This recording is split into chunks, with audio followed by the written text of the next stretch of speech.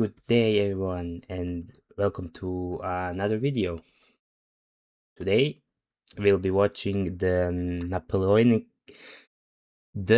Napoleonic Wars Oversimplified Part 1 by OverSimplified, like the title says. So let's start watching. This video was made possible by Wait, NordVPN. Stay I safe forgot online something. by clicking the Like link below always, and get a that's huge my discount off a 2-year plan to with use a my risk-free 30-day headphones. money-back guarantee. Okay, let's start now. This video was made possible by NordVPN. Stay safe online by clicking the link below and get a huge discount off a 2-year plan with a risk-free 30-day money-back guarantee. Yeah. If you need an VPN, I mean, I would use NordVPN because it's like in every popular YouTuber's ad. You watch Oversimplified, NordVPN. You watch Neil Red, also NordVPN. You watch Mr. Beast, NordVPN. You watch anyone. You watch StyroPyro, also NordVPN. I mean, if you need VPN, I guess NordVPN is the way to go. Also, why not grab yourself a character pin of the little corporal himself before they sell out? And big shout out to the patrons. Head on over to learn about benefits such as Discord access and maybe even a little behind the scenes content. Since Discord was mentioned, I also plan to make a Discord server because yesterday I was having a bad headache and I didn't announce that I won't be streaming. So yeah, uh, yeah, Discord coming soon. Okay, Mrs. Bonaparte, this is it. One last push and we're done. Congrats. Oh, I guess he was born with his uniform. I think they could easily guess what he's going to become as an adult. Congratulations, it's a general. Oh, and here comes the rest of the army now. What do you mean the rest of the army? Did you just say the rest of the army? Um, they are grown men with guns and heads coming out of that poor woman. Is that a cannon? Well, I guess she ate a lot of iron to build that a big that's cannon in her womb. A horse? A sword? Okay.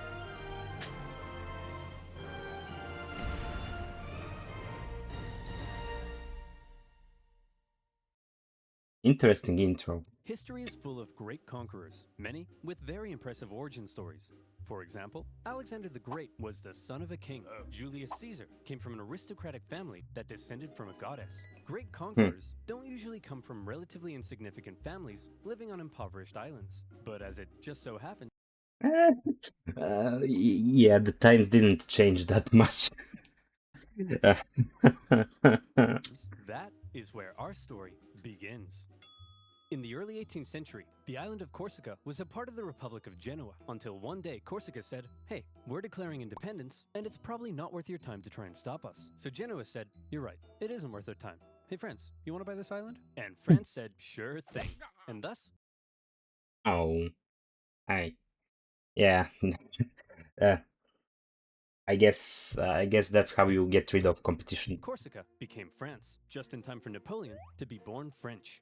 Many Corsicans didn't appreciate their new conquerors, however, and from an early age, Napoleon developed some fairly anti-French sentiments. Napoleon's dad, however, quickly embraced his new French overlords, which created some tension between dad and son. Ooh, look at me. I'm dad. I wear powdered wigs and silver-buckled shoes, and I'm a traitor to the Corsican people. Go to your room, Napoleon. No, you go to your room, dad. Okay. On the What? Okay, I guess he's the man of the house. other hand, Napoleon adored his mother, who was definitely the disciplinarian of the family. And even though she would punish Napoleon severely, he kind of respected that. But Napoleon's parents wanted the best for their family. Uh, okay.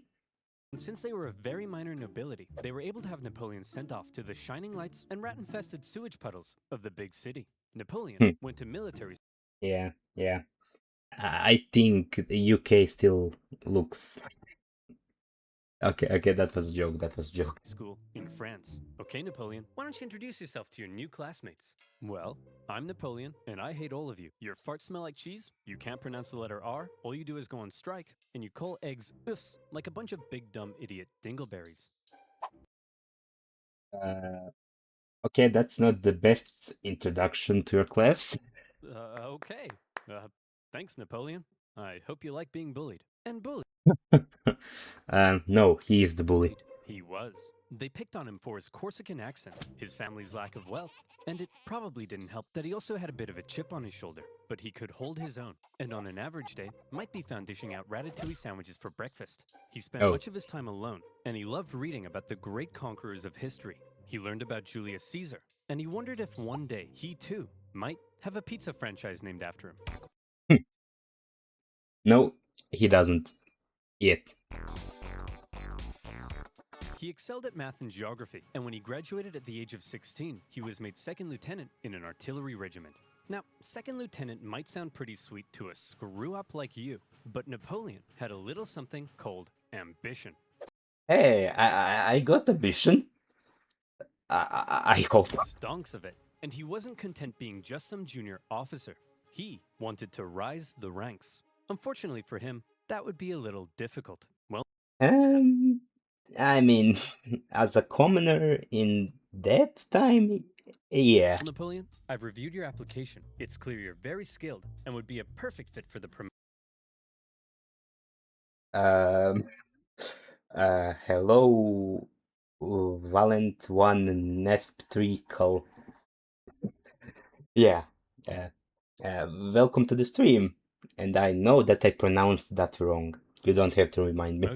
And Simeon, you're just about the biggest idiot I've ever seen. Your test results suggest you have the mental aptitude of a senile earthworm, and in the part Oh, I guess he isn't very smart. of the form where you list your experience, you seem to have drawn a picture of a gerbil giving birth to a shoe.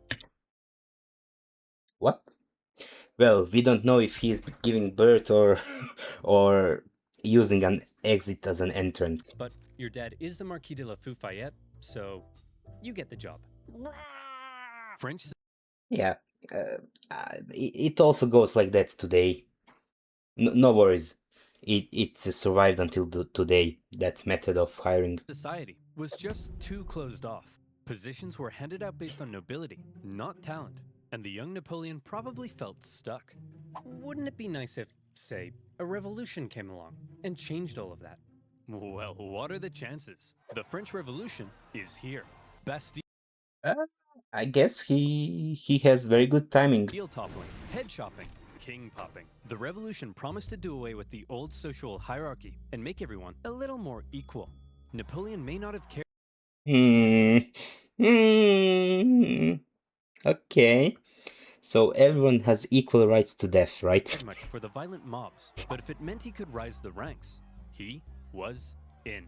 He began fighting to defend the revolution. He put down a British-sponsored counter-revolution in Toulon and got promoted. He put down a royalist uprising in Paris and got promoted. And Okay.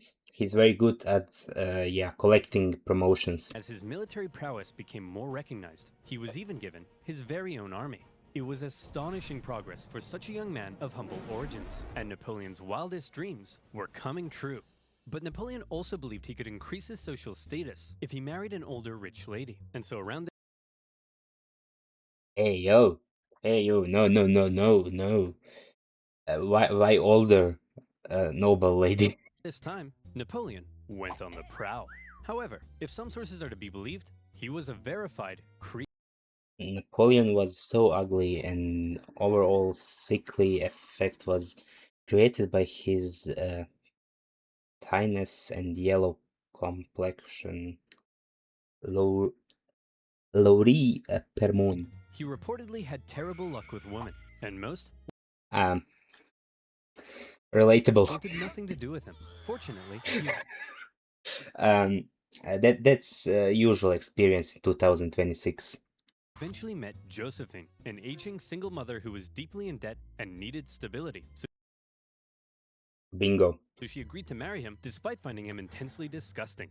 Napoleon, you dirty dog. I mean, you can't have it all. You take what you get. You've done it. Unbeknownst to Napoleon, however, Josephine had a bit of a promiscuous Yeah, you're right. That's a bingo. reputation. Hey, Napoleon, I hear you're marrying Josephine. Boy, she sure is a great kisser. That's right. Hey, wait, what do you mean she's a great kisser? Hey, Hugo! Oh no. Okay, I guess he's not the only one who got kissed. You hear Napoleon's marrying Josephine? Wow, she sure is a great kisser. Now hang on just a minute. Hey, everyone, Napoleon's marrying Josephine. Oh, yeah, she's... Oh no. Um, I guess he should have gotten a date first. Then he would maybe know she's a hooker, or would he? Sure is a great kisser. Real good at kissing. Oh, wow. I'm pretty sure I kissed her just yesterday. Oh, for goodness sake, is there anyone here who hasn't kissed my wife? Yeah, you. Oh. Okay, that's a bit brutal. As Napoleon fell madly in love with his new wife, she fell madly in love with a man named Hippolyte. Oh, I mean, his name isn't that. It's very unique, but not to my liking. It wouldn't be long, however, before Napoleon would leave home and go to war, because while France was having its revolution, tensions in Europe were rising. Hey, Austria, you'll never guess what we just did. What's that, France? I got 2 words for you. Revolution. That's one word, 2 syllables. We totally just socked it to our monarchy. What? Dude, the rest of us are monarchies. You've just totally threatened the balance of power in Europe. Now we have to worry about our stinky peasants rising up against us. Oopsie. I mean, holy hell, your queen is... Okay, France, this is pretty awkward. And the rest of Europe is probably itching to give you a wedgie. I think they're itching to do a bit more. You'll maybe need a new identity. But you're not ready for a war yet. So you gotta be cool, man. It's absolutely crucial that you say something to defuse the situation right now. Yeah, to diffuse the situation. Preposterous! I declare war. I mean, he said it in a cool voice, but the meaning of what he said isn't so chilly. It's very very hot. It's very provocational, not de-escalating. Sacre bleu! So France ended up at war with basically the rest of Europe, and the war of the first... So his friend says passive intuition is, yeah, diffuse a situation. Under panic, its passive answer is start a war. Coalition began. At first, France struggled, but then they started to do surprisingly well, and in many conquered territories, they began to establish sister republics, exporting their revolutionary ideas across Europe. In 1796, they planned a 3-pronged attack to take Vienna and knock Austria out of the war, with 2 magnificent armies in the north to kick ass, and Napoleon in the south as a bit of a diversion. For the Okay, that's not a bad plan, I guess. first time, Napoleon would lead a military campaign. This was his chance to prove himself, to be somebody. And what a general he proved to be. The army he was given were demoralized, lacking equipment, and underpaid. But Napoleon galvanized... So he got the scraps. Well, Iron Man built he built his suit out of the scraps. So them with inspirational speeches, and he took them into Italy. He was outnumbered, and his campaign was partially meant to be a sideshow, but he made it the main show. While the okay, he certainly knows how to make a show then. 2 northern armies were being held back. Napoleon made staggering progress. In a signature Napoleon move, he masterfully split his enemies into 2 and took them on separately, knocking Sardinia out of the war and putting the Austrians on the run. At the famous Battle of Lodi, he was in the fray, aiming the cannons himself. Okay, I know none of these battles. I'm not very historically educated. I never listened in history class, so I know nothing of what is talked in this video. Getting covered in mud and earning the total respect of his men. They respected him so much that when he ordered an almost suicidal assault on the only bridge in town, his men threw themselves at it and took it despite fierce Austrian resistance. For Napoleon, it was all he needed to confirm that he was the greatest human who had ever existed. I foresaw what I might be. Already I felt the earth feel from beneath me, flee from beneath me, as if I were being carried into the sky. Napoleon. Um, a long story short, Napoleon was a good commander. Okay, so much I know. I mean, I was on TikTok during the Napoleon memes. I mean, those where he says there is nothing we can do. Um, did he really look like that, or was this Photoshop in that time? I don't know which year that is. Napoleon ice cream. Wow, Napoleon, you're pretty great at this military stuff. Just be careful your head doesn't get too big. What did you just say to me, little Okay, his head is already astronomical. prick? And as Napoleon swept through northern Italy, the Italians cheered his arrival. Yes, I'm here to liberate you from your cruel Austrian oppressors and replace them with French ones. Let's hope the French ones are a bit better than the other ones. Napoleon plundered as he went, sending riches back to France to help its economy, but also paying his men the first real money they'd seen in years. The Pope had been supporting the Austrians, so Napoleon briefly went to go give him a slap. And as he began to approach Vienna, the exhausted Austrians were forced to make peace, with Napoleon overseeing negotiations himself. He had just single-handedly knocked Yeah, he's very good at negotiating. Austria out of the war. And by the way, he was only 28, so maybe Okay, now this picture uses a bit less of ancient Photoshop than the last one. it's about time you moved out of your dad's attic. In the Hey, I'm not in an attic yet. Italian territories he had conquered, Napoleon established new French sister republics, even writing constitutions and organizing governments himself, not something a general. Okay, he was doing too much for his pay. I mean, today, if you are doing more work at your job, you expect more pay. And if you are paid the same and that isn't much, then you do less work, not more. Generally does. When he got back to France, he was hailed as a hero, and the extremely unpopular government were concerned he might get some power-hungry ideas. So they agreed he should go far away from France to Egypt, where he could maybe undermine British access to India. No, don't send him to Egypt. He will win the Egypt and get even more power. Napoleon was eager to win more glory, so he brought with him a team of scholars, and he was like, whoa, it's a freaky man-cat. Whoa, it's a big stick. Whoa, it's an ugly horse. Whoa, it's a stumpy little manlet. Hey! Okay, he got beef with the camel. I'm actually average height for the time. Was he average height? I heard he was a short king. But then British Admiral Nelson came down and wrecked his fleet, and an Anglo-Ottoman force defeated him at Acre, so Napoleon abandoned his men and went back to France.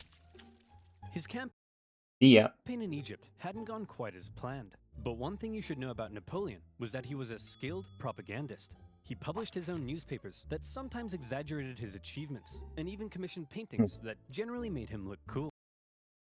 seeing people and definitely not committing any atrocity. So when he returned to Paris, he was yet again hailed as a hero, and he began to get some power-hungry ideas. First, however, he had a bit of a problem to deal with. See, he had learned something shocking about his dear wife. He was average. It's just bit slow to call him a short. Okay. I mean, he was average height, but he wasn't, let's say, tall. He wasn't 2 meters tall or 190. He was maybe 170, 174. Really, Josephine? This guy? I'm just as tall as him. I'm sorry, I swear. Now that you're becoming famous, Well, you are as tall as him, but is your face as pretty as his? I'll never do it again. Make sure you don't. I've never stooped so low as to cheat on you. Now, if you'll excuse me, I'll be in this room consulting my generals for the next 30 minutes. Okay, that's a responsible thing to do. And by consulting, I mean boinking. By my generals, I mean this woman. And by 30 minutes, I mean 2 seconds. Okay. Uh, Now that's not okay, and 2 seconds is a reasonable time. Having dealt with his wife, Napoleon was then approached by a very influential politician Average in other areas. Yeah, yeah, true. who said he had an idea.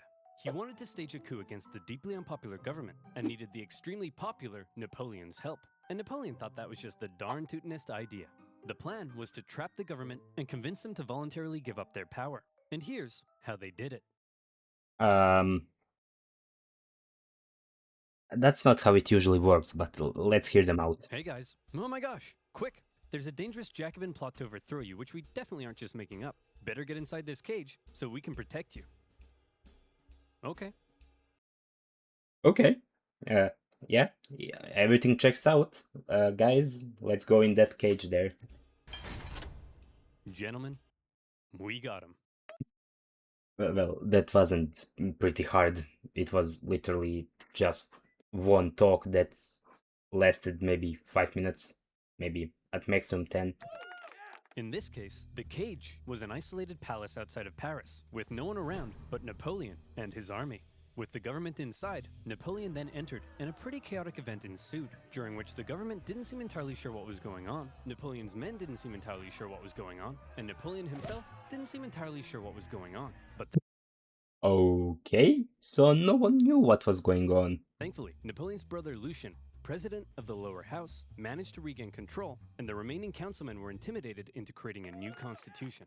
And thus, a new government was formed, this time with 3 consuls in charge. But after Napoleon did some rewriting, in the end, there was really only one man in charge. Yeah. He was literally playing like a child. If I say this is a rule now, it's a rule now. The first consul, him. And over the next few years, he worked to consolidate even more power, and essentially became a dictator in total control of France. And by the way, he was only 30, so maybe it's about time you washed your disgusting bedsheets. France was Hey, I changed them every few weeks. now ruled by possibly the greatest military leader of the time. Possibly the greatest? Or definitely? Well, now is his chance to prove it. See, back when Napoleon was still in Egypt, being Indiana Jones. Back home, France was in France, being France. They had conquered Makes sense. Friends being friends. even more territory, and they were like, hey Piedmont, you get revolutionary ideals. Hey Switzerland, you get revolutionary ideals. And Rome, you get revolutionary ideals. Everybody gets revolutionary oh hey guys. I don't think they want revolutionary ideals. Nice sledgehammers. And Naples, very cool nail gun. You guys here to get some revolutionary ideas? Yeah, definitely. As France was still spreading the revolution, and with Napoleon busy in Egypt, the European powers felt the time was right for round 2, and the war of the Second Coalition began. And this time, their big bad boy buddy Russia was here to bang some French boys back to Bordeaux. And bang them, they did. France Hey yo, who is banging who? got blasted. But then Russia pulled out after stalling in Switzerland, and now that Napoleon was in charge of the country, he was ready to start blasting right back. He took command of the Army of the Reserve, and he brought the fight to the Austrians. I don't know what's the Army of Reserve, but I'll act like I know what it is. Now, there are many traits that made Napoleon a great military leader. I already mentioned one of them, how he was one of the boys and commanded the total loyalty of his men. But now we see a second reason, the element of surprise. In 18... Okay, I mean that's very powerful. The element of surprise, like when you go to gym to train arms and then suddenly you do legs and then muscles grow because they were surprise attacked. 100, Napoleon moved to It doesn't literally work like that. Geneva, and it looked like he was probably going to take on the Austrian forces in Germany. There's no way he'd be crazy enough to move his entire army south through the Alps as a surprise attack on the Austrians besieging Genoa. Oh, Napoleon's moving his entire army south through the Alps as a surprise attack on the Austrians besieging Genoa. I mean, it may be a bit harder to cross, but the chance of success is about 90% higher. So it's worth the inconvenience. Napoleon's crossing of the Alps is legendary, and you may have seen one of the most famous paintings of the general, popping a sick wheelie on his majestic stallion, I bet that is also the ancient Photoshop. surrounded by dangerous mountain terrain. Of course, in real life, he made the crossing on a depressed mule, but that's not as cool. When he emerged in Italy, the Austrians expected him to come break their siege, but Napoleon went for their supply line near Milan, forcing the Austrians to meet Napoleon head-on at the famous Battle of Marengo.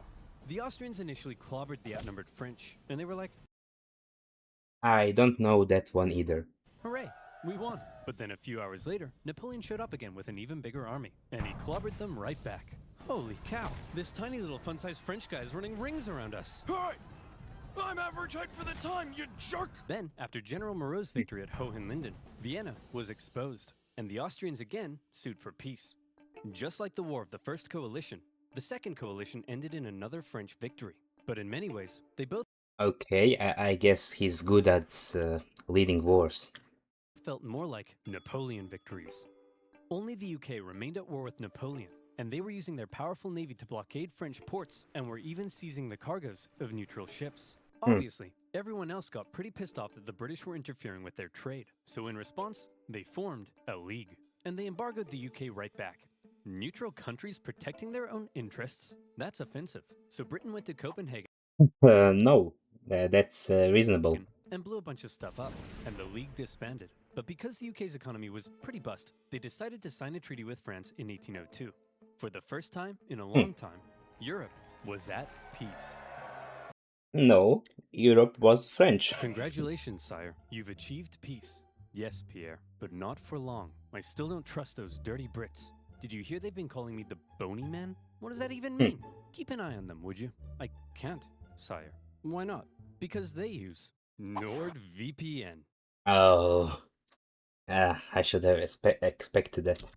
How would you like to spend 12 hours a day on your favorite website ever without the fear of your data being stolen? Then you need NordVPN. NordVPN has Or if you want to watch the UK Netflix in Europe, or if you want to watch, I don't know, maybe Asian Netflix in USA, or Canadian Netflix in Germany, then it's also useful. thousands of secure servers in 59 countries, allowing you to safely surf the net at the fastest possible speed, while staying away from online threats, thanks to the anti-malware tool, CyberSec. NordVPN comes with a 30-day money-back guarantee, and now you can take advantage of their new password manager, NordPass, and new encrypted cloud storage solution, NordLocker. NordVPN lets you search for better deals in other territories and online. Okay, and we also know most people use VPN to download the torrents and not to, stay secure. Content not available in your country, like some oversimplified videos, for example. It's incredibly easy to use. With just a click of a button, you can head up to Canada and watch some sweet Canadian TV, just like that. Go to nordvpn.com/oversimplified to get a 2-year plan plus 1 additional month with a huge discount. That's nordvpn.com/oversimplified. And as always, you'll be supporting my channel. So thank you. Now where were we? Oh yeah. Crossing the Alps, defeating the Austrians, and Europe at peace. Not at peace, just not fighting for a moment. What a meteoric rise it had been for the young Corsican. He had just taken charge of a nation that appeared to be losing a war and turned it all around, securing French gains in Europe. But there was now a big question. You see, throughout the chaotic French Revolution, French governments had struggled to keep the economy afloat. They often didn't have a whole lot of support, and they frequently came and went. Would Napoleon finally be the man who could stick around? Military victories were I don't know, maybe. Oh wait, my frames are dropping. one thing, but could the general also govern? Spoiler alert, Yes. The economy's crumbling? Well, then why don't you have yourself a new national bank, currency reform, and improved taxation and welfare systems? The legal Um, I don't think that's a great idea. system is an incoherent mess? Well, then why don't we nicely wrap all those civil laws up into one new centralized legal code? Corrupt government officials? Throw them in the trash. Bad infrastructure? Throw it in the trash. Women's rights? Throw them in the trash. Wait, Oh. Um, um, let's not. really? Well, yeah, unfortunately, while Napoleon was building on the equality of the revolution, he also largely scaled back rights for certain groups, and husbands had full legal control over their wives. But come on, Uh, that doesn't sound real great. ladies, maybe let men have a slice of the pie for once, okay? Napoleon further reformed education. Okay. Ensuring a system based on individual ability, meaning now Simeon had to compete with everyone else, and Napoleon could get the cream of the crop to help him run the Republic. But he wasn't just building on the ideas of the revolution. The revolution had led to a lot of chaos, and Napoleon needed stability. So he rolled back a couple things, most notably with religion. The revolution had pretty much kicked the Catholic Church to the curb, but Napoleon understood that since many French citizens still considered themselves Catholic, that could be a problem. So he What will he do? came to an agreement with the Pope and brought back the Church, only this time with some pretty hefty power limitations. He also ensured freedom for other religions, and is often noted for his positive treatment of Jewish people at Okay, that's a good thing. a time of widespread anti-Semitism. But while all of this may make Napoleon sound like a pretty stand-up dude, it's good to note that he believed in religious freedom because he thought it was a powerful tool to keep the poor from eating the rich, or Okay. something like that. Overall, Napoleon's aim was to end the chaos of the revolution and finally create a stable and prospering French republic. And in that aim, he seemed to be largely successful and generally popular with the people of France. He officially declared that the revolution is over, adding, "I am the revolution." Um, uh, if you are the revolution, then it's not over. Napoleon's head could be seen for miles. Of course, not everyone was happy with Napoleon's reforms. Conservatives felt he was too radical. Radicals felt he was too conservative. But since Napoleon was a dictator, opposition could usually be stamped out with some good old-fashioned iron fisting. In 1804, Please rephrase that. Napoleon took one last major step. After some failed attempts were made to assassinate him, he wanted to strengthen his position and ensure his dynasty could live on after him. And so he decided being first consul for life simply wasn't quite enough. He decided he should become emperor. Um, hmm. Guys, I think he's getting a bit too power hungry. He held a vote, asking the French people if they were cool with the idea, and they returned a definitely not rigged 99.9% in favor. The ball's on this man. And so on the 2nd of December, 1804, in an elaborate ceremony at Notre Dame, Napoleon was made emperor. The Pope was even invited to attend, and normally he would crown an emperor. But to make sure everyone knew this wasn't some Charlemagne-style circular power division, Napoleon lifted the crown and placed it on his own head. So he's basically giving himself the prize. Like I said, the ball's on this man. He was now Emperor of the French. Well, Napoleon, you were a general, then you became first consul for life, and now you're an emperor. Is it enough yet? Is your ambition finally satisfied? I don't know, Pierre. What comes after emperor? Yeah. I don't know. I would say God, sire. You want to be a god? Yes. Well, you will need a lot more divine powers for that. I'll put it down under maybe. Okay, everyone. No. What the hell is going on? This Corsican guy showed up out of nowhere, and he's kicking our ass. He's exporting the ideas of the French Revolution wherever he goes, and he just declared himself King of Italy and Emperor. He can't do that. I'm the Emperor. Oh, hey, fellow monarchs. I see you're having a monarch party. My invite must have got lost in the mail. I'll just set up a spot right here. Wow. You don't belong here, Napoleon. We're coming to take you down. I'd like to see you try. Oh, I'm so scared I just pooed my pants. I mean, you should be. Hey everyone, I just pooed my pants.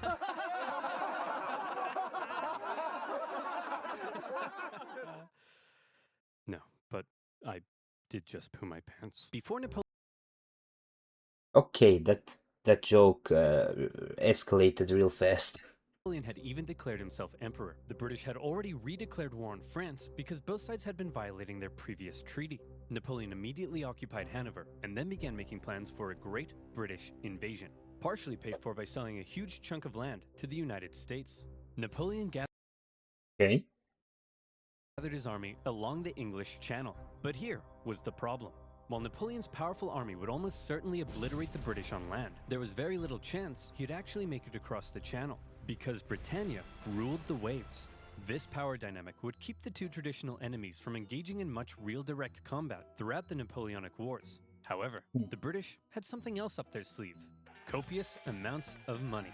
They were Yeah, money is a big factor there. willing to throw cash at anyone who would go to war against Napoleon, and there were plenty of takers. Austria, Russia, Naples, and Sweden, hoping to put Napoleon's France back in its place, formed the Third Coalition against France. The coalition forces probably thought that this time they stood a chance. They weren't prepared for the total humiliation they were about to suffer. The War of the Third Coalition was Napoleon at his best. We've already learned two ways in which Napoleon was a great military commander. Yeah, we did. Is there a third one? But here comes one of the biggest reasons: speed. He had reorganized his army into corps, which were themselves basically small armies. Each had their own infantry, cavalry, and artillery, and as a result, was able to act more independently. They spread out through the countryside, and by living off the land, rather than relying on heavy supply trains, they were able to move extremely quickly. Napoleon would traverse massive distances, Okay, that's actually real smart. outmaneuver his enemies, isolate them, and then move in for the kill before they even knew what was going on. Lightning warfare leading to total destruction. Would you like to see him do it? Here we go. Part of the coalition's plan was for the Russians to meet up with the Austrians and take on Napoleon together. Combined, they could turn the tide against him, so Napoleon needed to stop them from ever meeting. But he's all the way over in Boulogne. No problem. In a matter of weeks, Napoleon marched 200,000 men in secret, encircling Austrian General Mack and capturing his entire army. Oh, that's not good for the others. Devastating blow. Napoleon later remarked, "I have destroyed the Austrian army by simply marching." Next, Okay, his ego was as big as the sun, and that's not really a good thing. he turned to face the approaching Russians. "Okay, it looks like the French are coming for us, but check this out. I've got an amazing idea.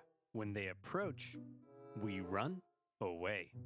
So, Wow, what a revolutionary idea! Revolutionary idea. sir, you're a genius. The Russians began to retreat with Napoleon giving chase, and since his tactics relied on quick victories, this could be a problem, especially because the longer the war went on, the more likely it looked other countries may join the coalition against him.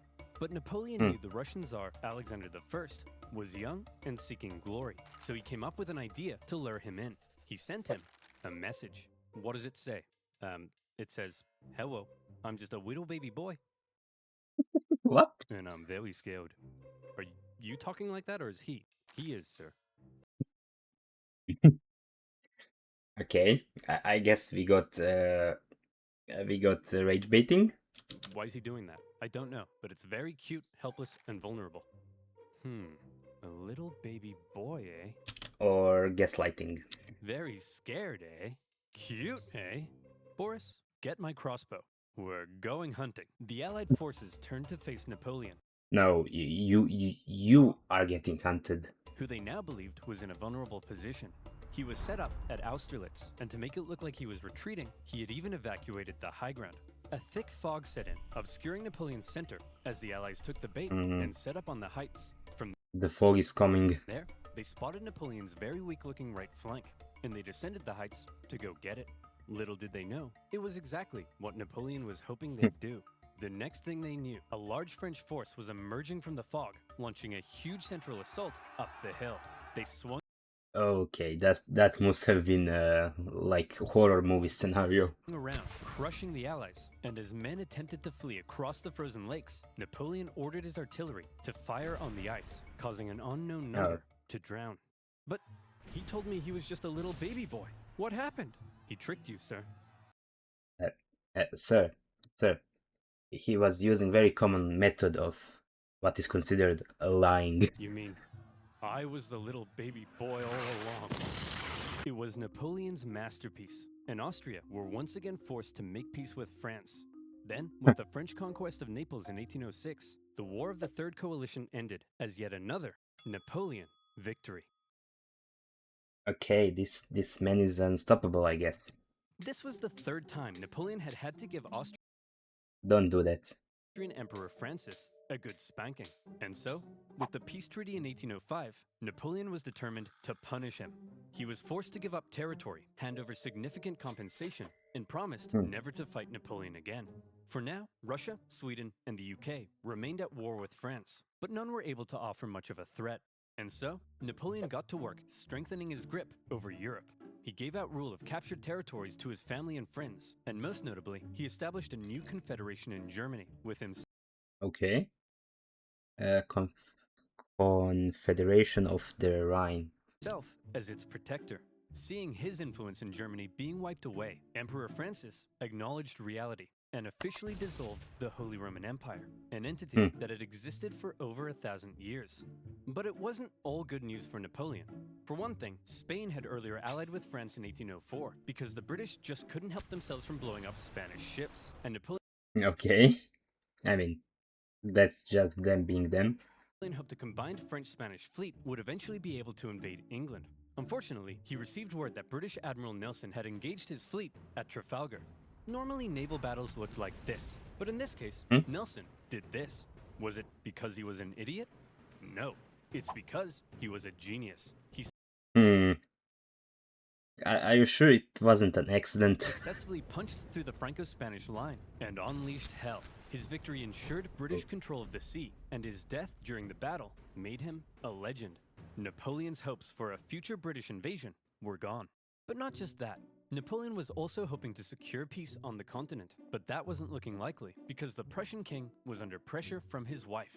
Frederick, he's established a confederation in our turf, and he told us he'd give us Hanover, but then offered it to the British. You have to declare war on him. What is it with you and war? What is it with you and being a cupcake? Go Okay, okay.